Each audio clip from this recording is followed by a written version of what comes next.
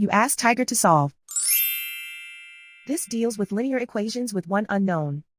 The final result is y equals -4/7. Let's solve it step by step.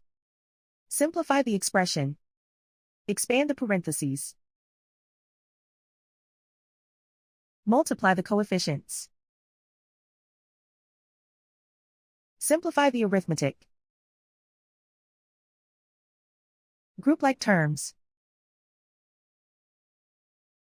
Combine like terms. Group all constants on the right side of the equation.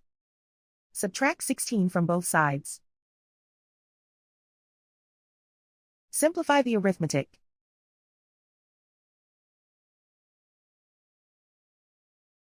Isolate the y.